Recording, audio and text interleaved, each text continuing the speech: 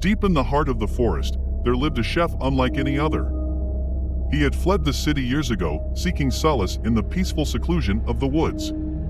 He built himself a small cabin and set up a small kitchen where he spent his days experimenting with new recipes and foraging for wild ingredients. Two friends, Sarah and Michael, were on a road trip when their car broke down in the middle of the forest.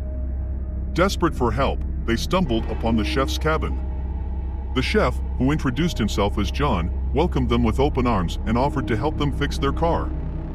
While they worked on the car, John cooked them a delicious meal using ingredients he had gathered from the forest. Sarah and Michael were grateful for the unexpected feast and enjoyed every bite. As the night drew on, they retired to their separate rooms in the cabin, exhausted from their journey.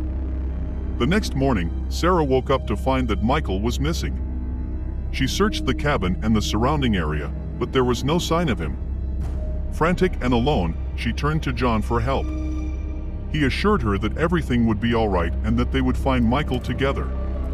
As the day passed, John cooked another delicious meal for Sarah. She ate it hesitantly, her mind consumed with worry for her missing friend. But as she took her first bite, she noticed a familiar taste. She couldn't place it, but something about it was familiar. That night, as she sat alone in the cabin, the truth hit her like a freight train.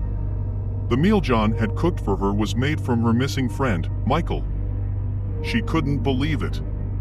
She was horrified and terrified. John, who had been watching her from the shadows, emerged and revealed that he had been living off human flesh for years and that he saw them as nothing but ingredients for his twisted culinary creations. He had planned to add Sarah to his next dish.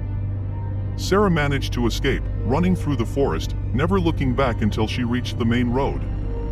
She never spoke of her terrifying experience in the forest again, but the memory of it haunted her for the rest of her days.